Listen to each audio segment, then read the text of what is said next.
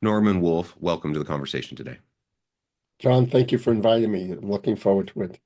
It's a real pleasure to be with you. Where are you joining us from today?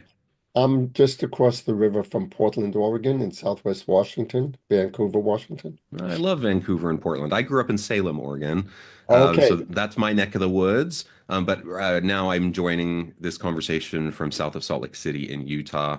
But I okay. love the Pacific Northwest. I love to get back there anytime I have the chance. I can Um, appreciate that. Yeah, yeah, beautiful place, beautiful place. Well, I'm excited to sit down with you today. Today, we're going to be talking about your book, The Living Organization: Transforming Business to Create Extraordinary Results. As we get started, I wanted to share Norman's bio with everybody. Norman is founder and CEO of Quantum Leaders, a strategy execution consulting company. He is a recognized expert in changing the way businesses work to more effectively and rapidly execute strategy. And we need more of that today, more than ever. We need agile organizations. We need strategic organizations. Just yesterday, I was in a meeting where I'm thinking, oh my goodness, where's the strategy here? It's absent. We need more of it. Thank you for sitting down with me today. Norman, is there anything you would like to share with the audience before we get started? No, I think we can just jump into it. I agree with you. And what I will say is, as we talk about it, I want the audience to recognize that this is not a new set of tools or methodology. It's a change in perspective of what an organization actually is. It's Mm, it's to address the reality that, as you say, companies are very poor at getting from point A to point B. They have a vision, they know where they want to go, but how do they navigate the journey from here to there? And a key part of it is what I call paradigm shifting. The old paradigm of an organization as a machine mm, where it's a black box. It takes inputs and produces outputs, and the role of leaders is to optimize how that box works. And hmm people are component parts of that box. And that works in some environments very well. It worked back in the 1900s when it was first created.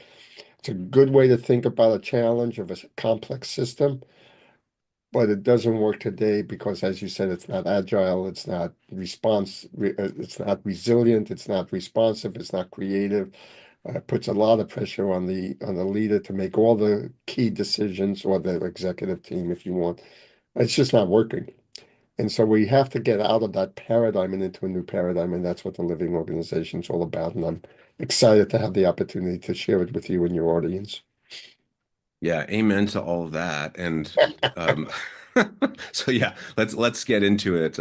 I'm just nodding my head as you're saying those things, and I'm also thinking, oh my goodness, both as a leader, how freeing it is when you have this paradigm shift, right? To now rely on and empower those around you, but also as part of the team, how vital it is, how important it is to be involved and included that way, and how demotivating it is and how discouraging it is when you're not involved that way. Uh, regardless of the intention of the leader. Like, Exactly right. I don't think most leaders are sitting around thinking, how am I going to hoard power and, and not be transparent and keep people away from decision making. Like, I don't think most people are like thinking that, No, yet that's often kind of how it ends up getting perceived, or at least it feels that way, right? yeah. And regardless of the intent, it's just not effective. And so we can do better than that, right?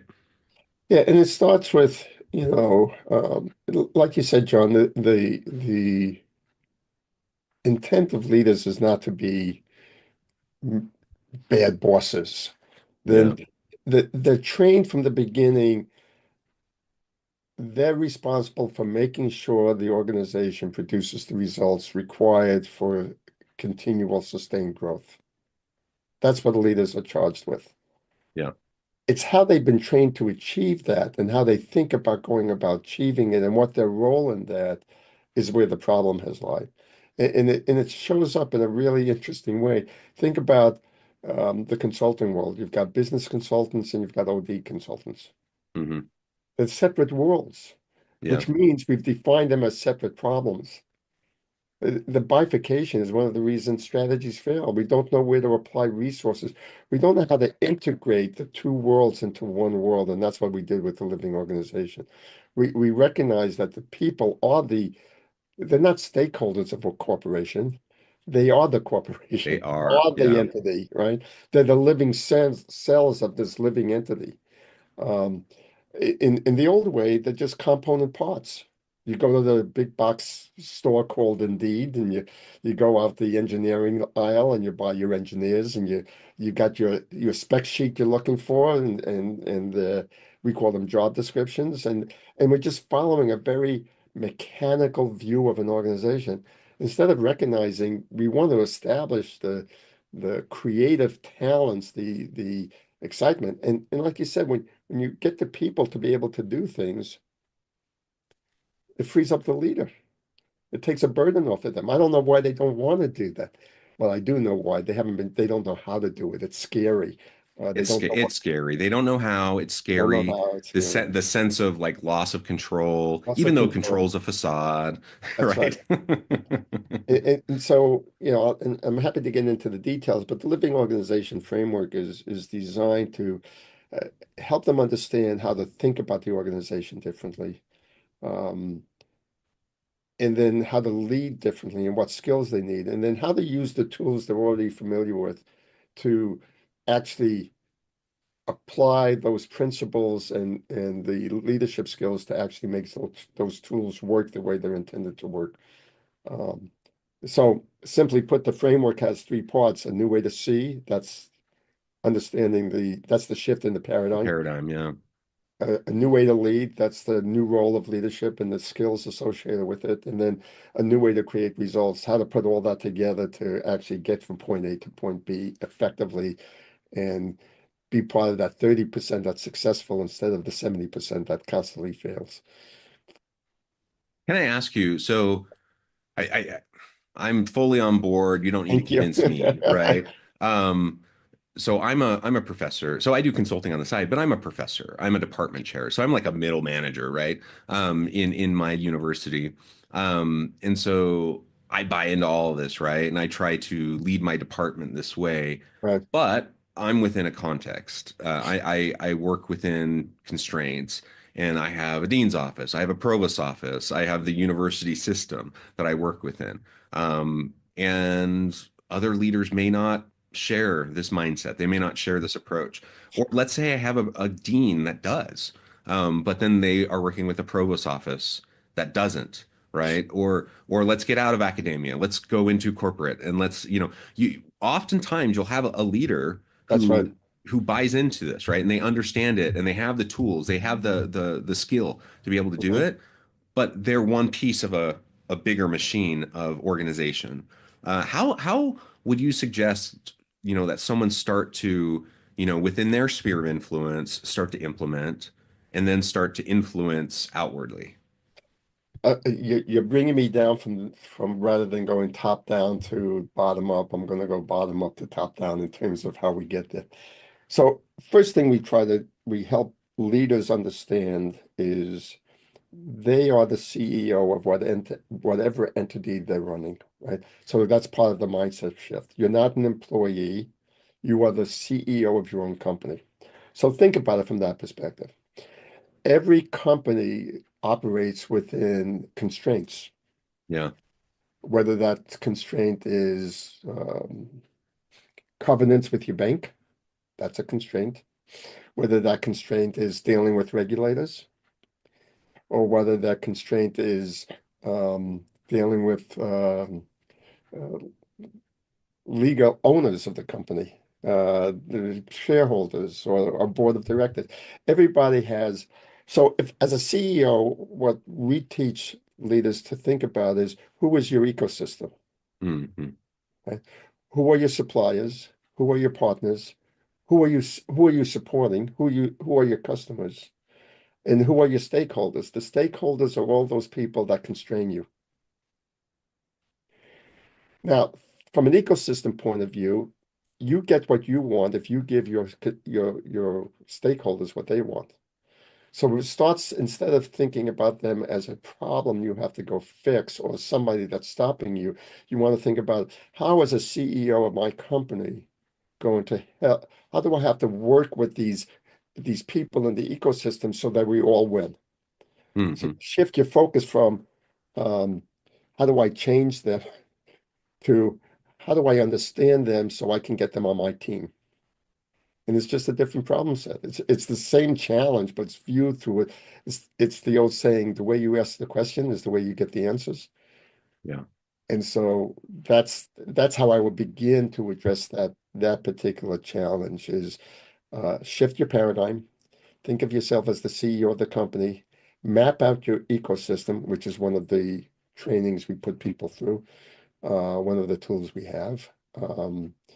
And and start addressing your ecosystem for maximization of the whole, so that you win because they're winning. Yeah.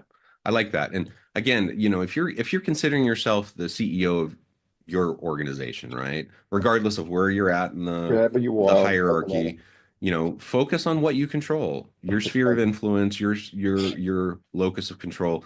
It's important because sometimes, you can get bogged down in, feeling like you're beating your head against a brick wall, trying to change things that are outside of your control, outside of your influence and you know you ration your energy. I mean, like focus on things that you actually can do. and And, and that and, doesn't and mean that you can't over time try to extend your influence and that you can't try to manage up and that you can't, those are also things that you can do. But like you said, focus on what you can control, change your mindset, change your paradigm, and then over time actually that can dramatically shift the amount of it will influence dramatically. I'll give you that a you very can. concrete, specific example. I, Yeah. I, I was, I have a client here locally. It's in the distribution business, and it is a subsidiary of one of the major Japanese Hmm. corporations. Um, its history as a subsidiary has really been more of a Chinese wall, so to speak, where they stay on their side and the company operates on its own, and it just feeds dividends back to the shareholder. Hmm. And I came in and I was working with the CEO, and he was complaining almost about the same thing. They constrain us, they don't understand us, they don't give us the resources, we got to run through hoops, and they're always, they're more pain than they're worth. And I said, that's a lousy attitude to have. I said, you've got the access to a major corporation that has some major influences around the world, and you're keeping them at a distance. Why are you doing that? Began to reframe his context, his paradigm, his thinking, and help him see them as a partner. Hmm. And it wasn't only him, we had to change everybody in the organization, how they related to this entity, this stakeholder, this pain in the butt that always causes us problems, that constrains us from being able to grow. And I said, you're the ones that are constraining yourselves. So after a 2-year period of helping them reformulate, and they had a wonderful opportunity because the Japanese companies are notorious for shifting the oversight board, the board of directors, basically, every 2, 3 years. So they were bringing in a new board. And they said, there you go. Remember, this is a relationship game. It's not a transaction game.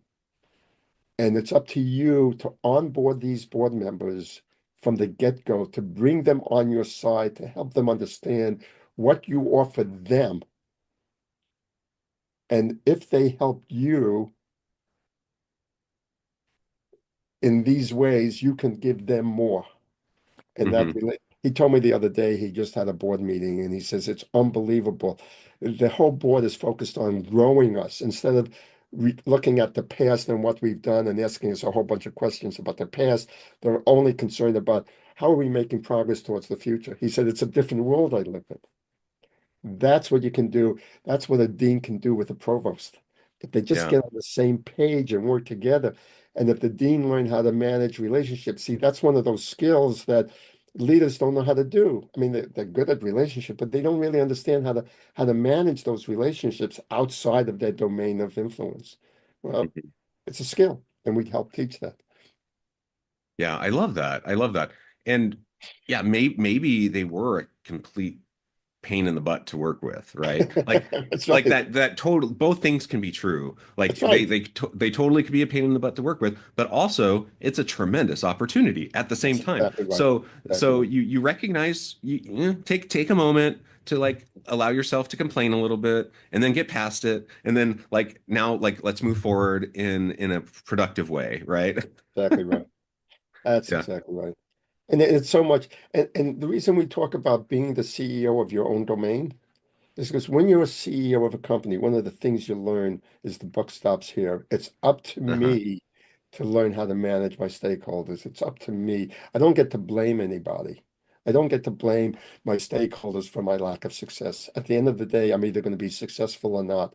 So what are all the pieces I have to manage to do that? And complaining about it, it's great as a trigger to take action. It's Mm, not really good as an excuse for why you can't get what you want. yeah, I love that. Well, Thank you. good. Okay, so as we're thinking about your framework, we're thinking about being the CEO of our own business, of our own organization. We're thinking about trying to manage up, manage out, extend our influence. What are some other key elements of this living organization? Wow. Um, we got a couple of hours. No, just joking. Yeah.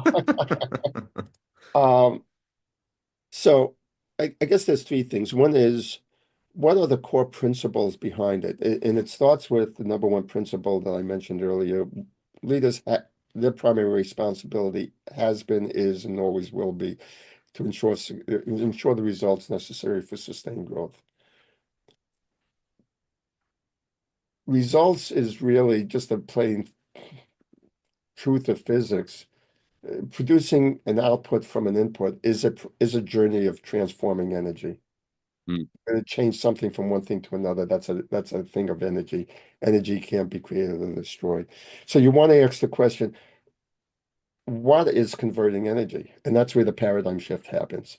If it's a machine, then really all you care about is optimizing the process of how the machine works, what we call the activity. mm, If a human is in place, and you ask how does a person, an individual, create results, then there's three factors associated. It's with the activity, optimizing how they do what they do. But relationships is a really critical part. We just talked about some of the implications of that. The other thing that makes individuals really unique is we create realities through our narratives, our stories.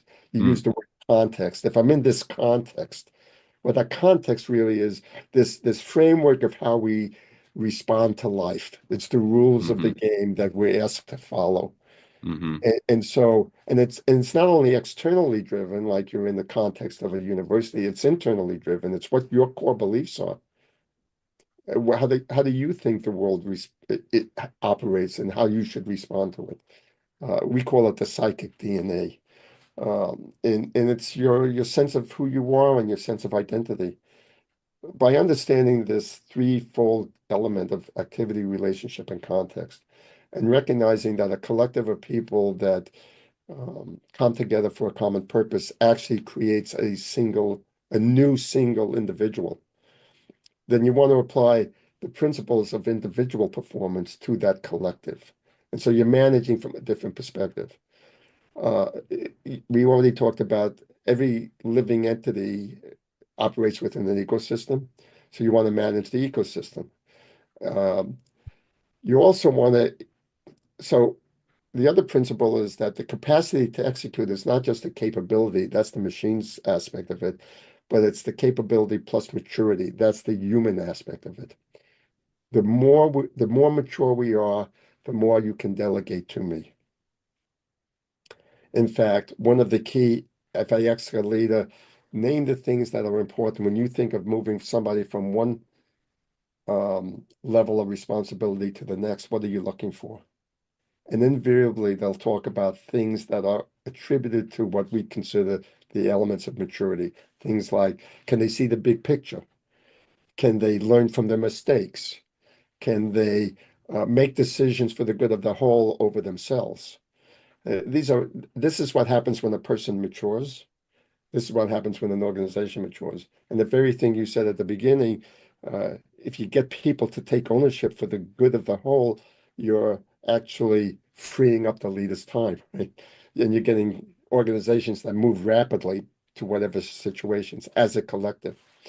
Um, so those are the core principles. And then, of course, maturing people becomes an element of it. And we recognize that to engage people, to fully engage them, they have to want to do what they're doing, which means you have to give them choice. So those are the Right. seven core principles that we talk about. That's the shift in paradigm. And it's all geared towards that's what it takes to have an organization create results. So that's what the leader should be thinking about. And then the second part is the leadership skills themselves, changing the role from plan, organize, lead, and control to setting that context so people know what game they're playing, developing the people, capability and maturity individually and collectively.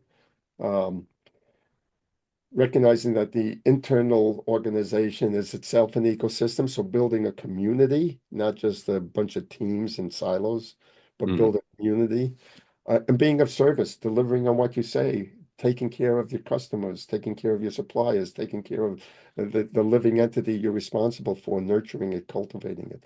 So it's from plan, organize, lead, and control to set context, develop people, build community, and be of service. Changing role of leader. And the key change is shifting from a problem solver, mm, fixing things, to a person who can sense and adjust underlying patterns. Um, interesting. Yeah. part of my career was with HP, and one of the early things we learned was management by wandering around. And Mm, management by wandering around was really tune up your antenna to sense what's going on under the surface of what you see, so that you can adjust. So you know what the reports are going to say before the reports even come out, and you can adjust things accordingly. And so that's the shift in the role of leader. And then, now that you got those, use the tools, but use them differently. Don't just build a mission, vision, value statement. We call it a strategic compass, where you have a deep sense of purpose of why this organization exists, so that people who join it and operate within it know why they're doing what they're doing. And have a strong impact statement, a narrative, a story about how you impacted your marketplace, how you impacted those that you serve. How's the world different 5 years from now because you exist? And then we talk about character, not just values, but character. What does this living entity stand for?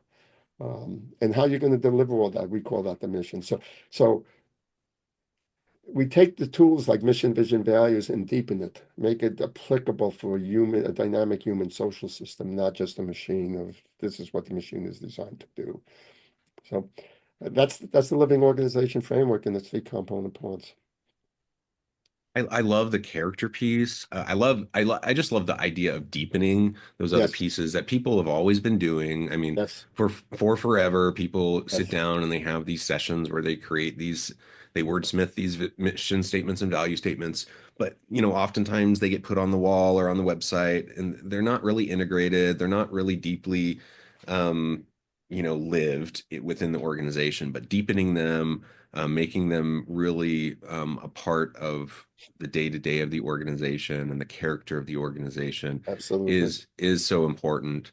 It is And seeing, everything that you're saying and implicit in the whole idea of a living organization is just the innate value of the people within the organization, right? Like you just have a very different mindset very around different mindset. the humans within the organization than kind of this old frame of what an organization is, why it exists, and how it's going to be successful. And I love all of that. And I just think in this modern age, the current world of work, a knowledge economy, all of this requires this kind of a mindset. Right.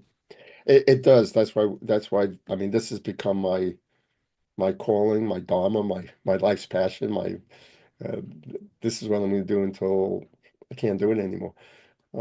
Is to expand this and literally transition the world of business to a new paradigm. That enhances and supports the dignity of that human spirit that is so important to its success. Um, so I'll add one more thing before I'm sure we're getting close to wrapping up. It- the key role of a leader is, as I said, to develop people. And in today's paradigm and today's way of thinking, we look at leaders focus on how do I get better performance out of my people. So we use the people to get results, and that's pretty well accepted. In our paradigm, we shift that just a little, but very significantly. We say getting results is our focus, but the results actually creates the challenge that serves as the catalyst for developing people. Mm, As we develop the people, both capability and maturity, so we're developing the whole human being, we increase the capacity to achieve the goals, and it becomes a virtuous cycle where it builds on itself, it spirals and gets bigger and bigger and bigger. And so the organization grows organically and naturally with an constantly expanding uh, capabilities, capacity set. So we go from using people to create results to using results as the vehicle for for developing the people. And that's how we integrate the hard side and soft side that I mentioned earlier was bifurcated. It becomes one journey together. They're not two separate things. So CEOs don't have to decide, do I put money in business? Do I put money in OD? Where do I go? It's just it's two yeah. heads of one coin and just manage the coin. Yeah, yeah, love it. Norman, this has just been a great conversation. As you Thank you. said, we got to note the time. I need to let you go here in a minute, but Yes, before we wrap things up, I just wanted to give you a chance to share with the audience how they can connect with you, find out more great. about your work, where they can find your book, and then give us the final word for today. So Nwolfe, NWOLFE at quantumleaders.com. The website is quantumleaders.com.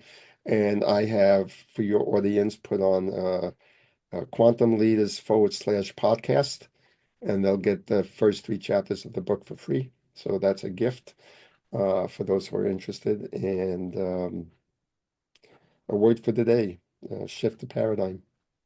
Shift the paradigm. Well said. Norman, thank you so much. It's been a pleasure. John, John, thank you for having me. It's really been a pleasure. I encourage the audience to reach out, get connected, find out more about what Norman can do for you. Check out the book. And as always, I hope everyone can stay healthy and safe, that you can find meaning and purpose at work each and every day. And I hope you all have a great week.